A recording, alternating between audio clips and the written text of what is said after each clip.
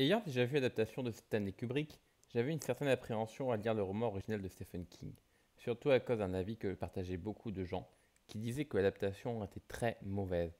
Je l'avais moi-même beaucoup apprécié, est-ce que j'allais donc moins aimer le bouquin?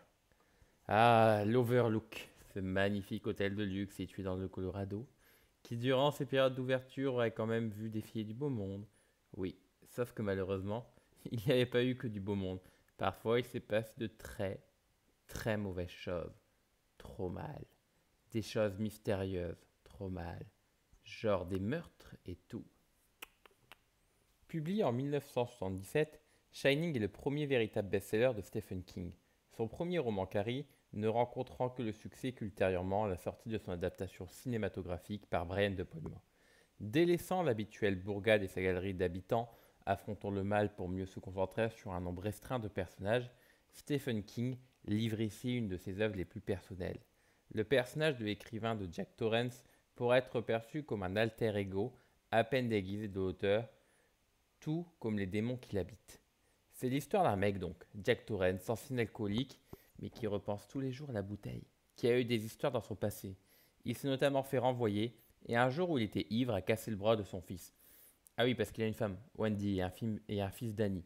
Jack, grâce à l'aide de son ami Al, celui avec qui il parlait faire ses tournées au bar, trouve un emploi comme gardien pour Jack, dans un superbe palace coincé dans les hautes montagnes.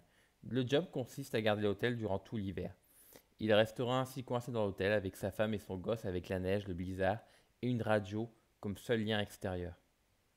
Et au fait, il y a plusieurs années de cela, un gardien qui devait garder l'hôtel comme lui a assassiné sa femme et ses deux filles avant de se tuer lui-même. Bon, vous imaginez le topo. En précisant que le gosse a Shining, qu'il fait des cauchemars, entend trance et voit l'avenir, le top. La nana est tentée par le souvenir de sa mère inquiète de son mari, ex-alcoolique, le tout perché dans un hôtel qui a connu des meurtres, des suicides, etc. Ça n'a pas l'ambiance, hein? Car derrière ces atours de romans d'horreur, Shining est avant tout la description d'une cellule familiale au bord de l'implosion. Une tempête à échelle humaine, brillamment racontée, au point de vue de ses trois protagonistes. L'auteur esquisse ainsi trois portraits criants de vérité, qu'il s'agisse du père, de la mère ou du fils. Ne jugeant jamais leurs actes ou leurs névroses, le futur papa de Cujo vient à nous les rendre vivants et attachants, rendant ainsi le drame, se jouant sous nos yeux, encore plus douloureux.